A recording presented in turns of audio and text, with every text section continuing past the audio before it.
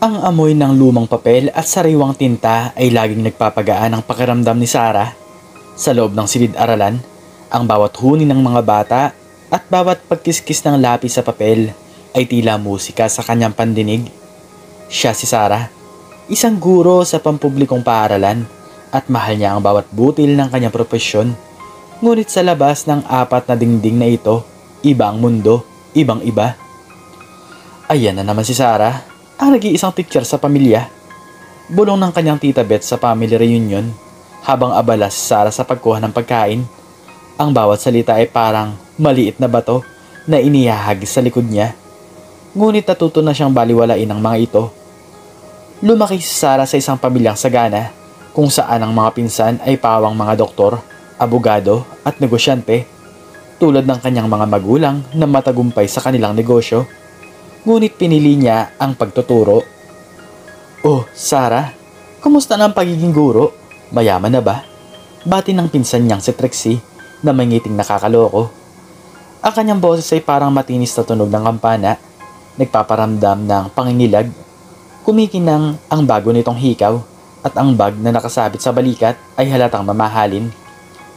Masaya naman, Trixie, sagot ni Sarah, diretso ang tingin. Marangal na trabaho yan. Nakakatulong ka sa paghubog ng kinabukasan ng mga bata. Ah, yun lang ba? Akala ko ba ay mayaman na ang mga teacher ngayon? Kasi ako, kagagaling ko lang sa Boracay. Ang ganda ng buhangin. Pumulupot ang tawa ni Trixie sa ere, puno ng pagmamayabang. Tapos, ang bagong cellphone ko, tingnan mo. Ang ganda ng camera at ang bilis-bilis pa. Kinaway nito ang isang makintab na smartphone sa harap ng mukha ni Sarah. Halos tumama sa kanyang ilong. Wow, ang ganda nga. Simple niyang sagot, ang kanyang tinig ay kalmado. Hindi nagpapatinag. Alam niyang galing din sila sa hirap ni Trixie, pero pinalad lang ang pinsan niya dahil nakapangasawa ito ng isang engineer. Ang pagyayabang ni Trixie ay parang hangin lang sa kanya, dumaan lang at lumipas. Sa paaralan, ibang-ibang hangin. Ma'am Sarah, ang galing niyo po talaga magturo. Iyaw ng isang estudyante habang lumapit ang mga magulang at bumati ng may halong paggalang. Salamat po sa pagtitiyaga sa anak ko. Ang mga papuri ay parang bulaklak na unti-unting namumukadkad sa kanyang puso, nagbibigay sigla at inspirasyon. Hindi lang sa loob ng silid paaralan, nagtatapos ang pagiging guro ni Sarah. Tuwing Sabado, kasama ang ilang estudyante at magulang, bumibisita sila sa mga lansangan. Tara na mga bata, may kwento ako sa inyo tungkol sa mga bituin. Ang kanyang tinig ay malambing, umaakit sa mga batang lansangan na gutom, hindi lang sa pagkain kundi pati na rin sa kaalaman. Nagpapakain sila ng lugaw, nagbabasa ng libro at naglalaro. Ang bawat ngiti ng mga bata ay sapat na para sa kanya. Isang hapon habang nagpapahinga si Sarah, narinig niya ang sunod-sunod na katok sa pintuan. Pagbukas niya, bumungad sa kanya si Trixie. May hawak na isang bata. Si Carla, ang 4 na taong gulang na anak ni Trixie. Sarah, pakialagaan muna si Carla ha. May lakad lang kami ng asawa ko. Alam mo na, kailangan din naming mag-date. Sabi ni Trixie nang humahagik-hik. Ang tawa niya ay parang basag na salamin. Baka mas malaki pa ang ibigay kong sweldo sa'yo kaysa sa natatanggap mo sa pagtuturo ha? Hindi na nakasagot si Sarah bago pa man siya makapagsalita. Kumaripas na ng takbo ang mamahaling sasakyan ni Trixie. Naiwan si Carla na nakatitig sa kanya ng malungkot. Hindi ito ang unang beses. Madalas na iniiwanan ni Trixie si Carla sa kanya, lalo na kapag may pasok siya. Mabuti na lang at pinapayagan siyang isama ang bata sa eskwelahan. Tita Sarah, laro po tayo. Hiyaw ni Carla habang tumatakbo sa gitna ng klase. Ang bawat hakbang ay parang maliliit na kalabog. Ang mga estudyante niya ay natutuwa rin sa bata at naging malapit din sa kanya si Carla. Isang hapon habang naghihintay sila sa labas ng bahay ni Sarah para sunduin ni Trixie si Carla, biglang nagsalita ang bata. Tita Sarah, ayaw ko na po umuwi. Ang boses ni Carla ay nanginginig, halos hindi marinig. Ang kanyang mga mata ay lumuluha at ang kanyang maliliit na mga kamay ay mahigpit na humawak sa damit ni Sarah. Bakit naman, baby? Tanong ni Sarah. Lumuhod para magpantay sila. Ang kanyang puso ay kumikirot. Si mama po kasi at si papa, nag-aaway po sila. Hikbi ni Carla. Ang mga luha ay dumadaloy sa kanyang pisngi. Ang bawat hikbi ay parang saksak sa puso ni Sarah. Nagulat si Sarah. Nakaramdam siya ng awa para sa bata. Nang dumating si Trixie, nagmamadali itong bumaba sa sasakyan. Ang mga mata ay nanlilisik. Carla, tara na! Ang bagal mo ah! Sigaw ni Trixie. Ang kanyang boses ay matinis at nakakabingi. Trixie, pwede ba tayong mag-usap sandali? Tanong ni Sarah, kalmado ngunit may pag-aalala sa tinig. Ano na naman, Sarah? Nagmamadali ako, diba? Kita mo naman oh. Singhal ni Trixie. Ang kanyang mga mata ay nagbabaga. Tungkol kay Carla.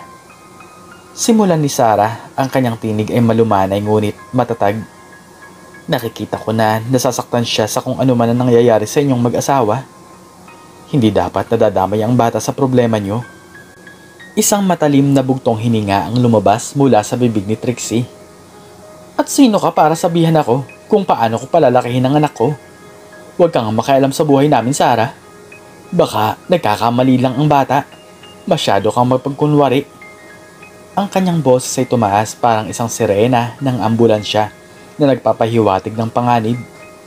Ang kanyang mga kamay ay nakakuyom at ang kanyang mukha ay namumula sa galit. Bago pa man makasagot si Sarah, kumaripas na ng takbo ang sasakyan ni Trixie.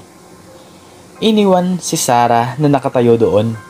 Ang hangin ay parang bumubulong ng pag-aalala. Nag-aalala siya para sa pinsan, kahit na ganito ito sa kanya. Wala siyang ibang magawa kundi ang bumuntong hininga na lamang. Dumaan ang bakasyon ng mga bata, nagkaroon ng mahabang panahon si Sarah para makapagpahinga. Ngunit kahit nakabakasyon, hindi niya nakalimutan ang mga batang lansangan. Tuwing umaga, dala ang isang bag na puno ng pagkain at mga lumang libro. Bumibisita siya sa kanila. Ang kanyang puso ay puno ng kagalakan sa bawat ngiti ng mga bata. Tita Sarah, sama po ako. Hiyaw ni Carla habang nakakapit sa laylayan ng damit ni Sarah. Ang kanyang mga mata ay kumikinang sa pag-asa. Sige baby, basta maging mabait ka at makinig ka sa akin ha. Sagot ni Sarah, ang kanyang tinig ay malambing. Masayang masaya si Carla habang nakikipaglaro sa ibang mga bata sa lansangan. Ang bawat halakhak niya ay nagbibigay buhay sa paligid. Tumakbo siya, sumigaw at nakipaghabulan sa iba. Ngunit sa gitna ng kanilang paglalaro ay may hindi inaasahan na nangyari. Aray! Sigaw ni Carla habang nadapa. Agad na lumapit si Sarah. Ang kanyang puso ay kumalabog sa kaba. Nakita niya ang isang sugat sa tuhod ng bata at may kaunting dugo. Carla, okay ka lang ba? Tanong ni Sarah habang maingat na iniaangat ang bata. Kinuha niya agad ang kanyang first aid mula sa bag at hinugasan ang sugat. Nilinis ito ng mabuti. Ang pag-aalala ay sumiklab sa kanyang dibdib. Sigurado siyang magagalit na naman si Trixie. Pag-uwi nila sa bahay ni Sarah, kinakabahan siyang naghihintay. Ayaw din kasi ni Trixie na sa bahay nila mismo ihatid ang bata. Maya-maya narinig niya ang tunog ng sasakyan ni Trixie. Ang gulong ay promeno ng matalim at bumaba si Trixie mula sa kanyang mamahaling SUV. Ang kanyang mukha ay nakasimangot. Carla, tara na! Sigaw ni Trixie habang papalapit. Agad nitong napansin ang sugat sa tuhod ng anak. Ang kanyang mga mata ay nanlilisik at ang kanyang bibig ay unti-unting bumubuka, handang sumabog. Ano na naman to, Sarah? Bakit may sugat ang anak ko? Ang boses ni Trixie ay parang kulog, nagpapayanig sa buong bahay. Bakit mo isinama ang anak ko sa lansangan, sa mga marurumi at makukulit na bata? Naglalandi ka na naman sa pagiging guro ng bayan mo ha? Ang pabaya mo. Trixie, wala namang may gusto sa nangyari. Sagot ni Sarah, ang kanyang tinig ay nanginginig sa takot. Naglaro lang kami at aksidente lang ang nangyari. Aksidente? Ang lakas mong mag-aksidente ha? Alam mo ba kung gaano ko kamahal ang anak ko? Kung ikaw lang ang may sugat, wala akong pakialam. Pero ang anak ko, gawin ko sa'yo ang nangyari sa anak ko. Sigaw ni Trixie at sa isang iglap itinulak niya si Sarah. Bumagsak ang babae sa sahig. Ang kanyang balikat ay tumama sa pader. Kaya ka hindi yumayaman, Sarah. Puro ka na lang pagtulong sa iba. Pero sa sarili mo, hindi mo matulungan. Ano ka ba? Isang hamak na guro ka lang naman. Wala kang kwenta. Ang bawat salita ni Trixie ay parang kutsilyo na humihiwa sa puso ni Sarah. Lumuluha si Sarah nang iwan siya ni Trixie sa kanyang bahay.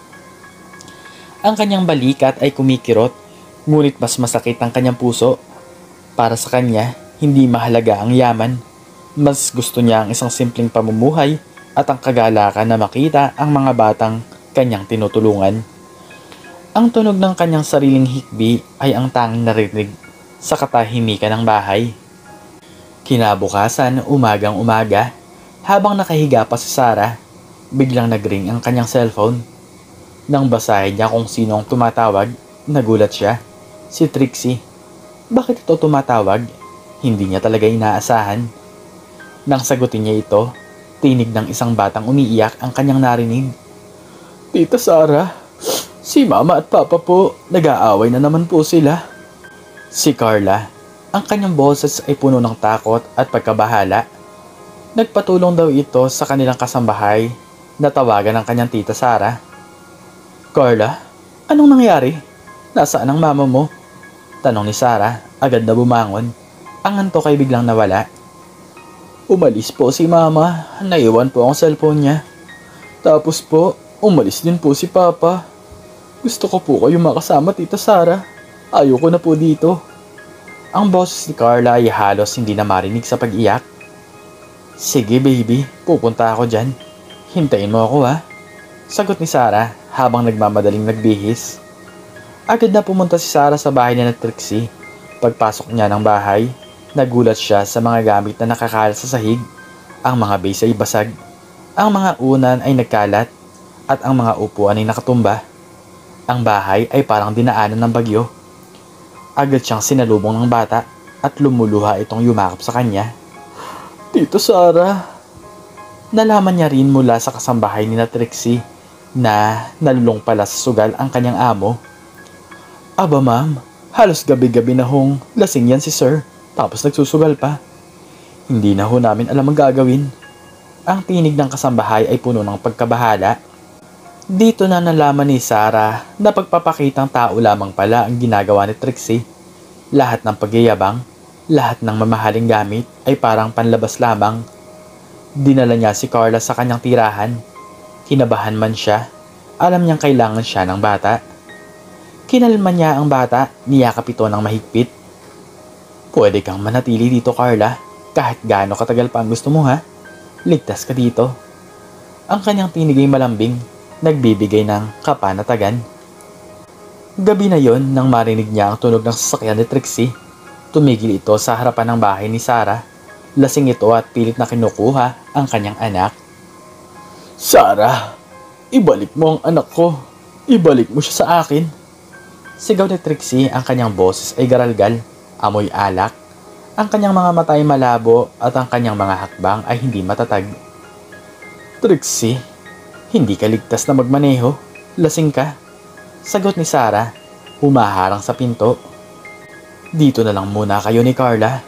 Hindi ligtas para sa inyong umuwi nang wala ka sa tamang katinuan. Wala kang alam, Sarah. Akala mo ba madali ang buhay ko? Akala mo ba masaya ako? Sigaw ni Trixie at hindi niya namalayan, tumutulo na pala ang kanyang luha. Ang bawat pataka ay parang isang butil ng perlas na naglalaman ng kanyang paghihirap. Totoong maganda ang buhay namin noon. Patuloy ni Trixie, ang kanyang boses ay humihina. Halos bumubulong. Nabibili ko ang lahat ng gusto ko. Napupuntahan ko ang lahat ng lugar na gusto ko pero hindi ako masaya. Sarah, palaging busy ang asawa ko. Abala siya palagi sa trabaho tapos nakasabay pa ng pagkalulong niya sa sugal. Hanggang sa nabaon na kami sa utang. Hindi na niya alam ang gagawin. Kaya siya nag-uumpisang uminom. Ang kanyang hikbi ay narinig sa katahimikan ng gabi. Ang kanyang mga luha ay patuloy na dumadaloy. Nag-iiwan ng basa sa kanyang pisngi. Hindi niya namalayan, nakatalog na pala siya sa sala nila Sarah. Ang kanyang mukha ay puno ng pagod at kalungkutan. Kinaumagahan, hindi malaman ni Trixie kung paano niya haharapin ang kanyang pinsan. Ang kahiya na bumabalot sa kanya. Ngunit bago pa man ito makabangon, agad siyang binati ni Sarah. Magandang umaga, Trixie. Naghanda ako ng mainit na sabaw para sa iyo. Makakatulong yan para sa hangover mo. Malambing na sabi ng babae. Ang kanyang tinig ay puno ng pag-alala, hindi paghuhusga. Tahimik lamang si Trixie habang nahihiyang sumusulyap-sulyap kay Sarah. Bumangon na rin si Carla na agad yumakap sa kanyang ina. Mama, okay lang po ba kayo? Salamat po, Tita Sarah, sa pagsundo at pagkupkup sa akin. Sabi ni Carla, ang kanyang tinig ay puno ng pasasalamat. Pagkatapos nilang kumain, nagpaalam na si Trixie kay Sarah. Nahihiyaman, nagpasalamat ito sa kanya. Maraming salamat, Sarah. Hindi ko alam kung paano ako magpapasalamat sa'yo. Sa kabila ng lahat ng ginawa ko sa'yo, nagawa mo pa ring balikan ako ng kabutihan. Ngumiti si Sarah. Hindi lang naman pera o kayamanan ang nagpapaligaya sa akin, Trixie. Mas kinatutuwa ng puso ko ang pagtulong sa kapwa at ang pagpapakita ng kabutihang loob. Sapat na sa akin ang makatulong, lalo na at wala naman akong tinatapakan na iba. Napangiti si Trixie at sa isang iglap niyakap niya ang kanyang pinsan. Isang mahigpit na yakap na puno ng pagsisisi at pasasalamat. Ang kanyang mga luha ay muling dumaloy.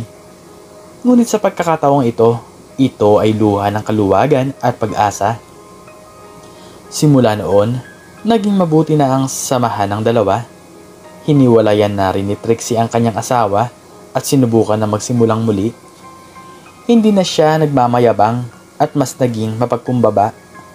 Ang istoryang ito ay nagpapakita na wala sa estado ng buhay o sa kayamanan ng tao ang pagiging masaya. Hindi rin pagganti ang kasagutan sa mga taong umaapi sa iyo. Tunay na mas maligaya ang puso ng mga taong marunong umunawa at magmahal sa kapwa. Ang tunay na yaman ay nasa puso, hindi sa bulsa. Ikaw, anong natutunan mo sa istoryang ito? Makicomment naman sa baba kung ano ang iyong natutunan.